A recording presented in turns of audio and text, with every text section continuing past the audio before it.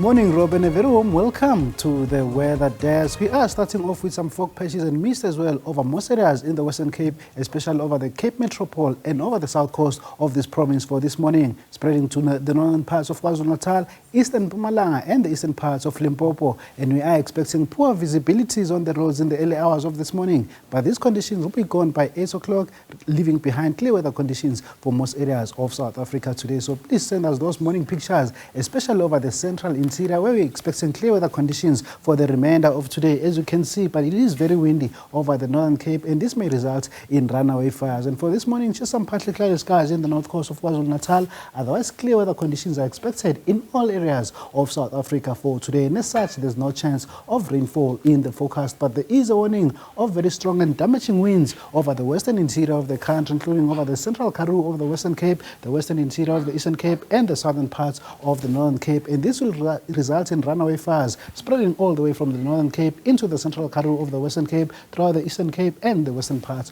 of the Free State province for today. So please be on the lookout and avoid unnecessary fires for the remainder of today. Temperatures are very cold over the southern parts of the Free State, especially over Bethlehem at a minimum of 0 and a possibility of frost as well for this morning. But these conditions will be improving rapidly after sunrise. A minimum of 4 for Sutherland and 5 degrees for Calvina, a minimum of 12 degrees for Uppington, and a minimum of only 5 degrees over the city of Cape Town for this morning, with poor visibilities on the roads due to mist in the Cape Metropole. Over the Eastern Cape, a minimum of 5 degrees for Komani and 7 over Umtata. Along the coast, a minimum of 11 degrees is expected over East London for this morning. But very warm weather conditions are expected this morning along the east coast of the country, from Port St. John's in the Wild Coast and all the way towards Richards Bay in the north coast of KwaZulu-Natal, averaging around 15 degrees for this morning. A minimum of 5 for Johannesburg and 8 over Pretoria.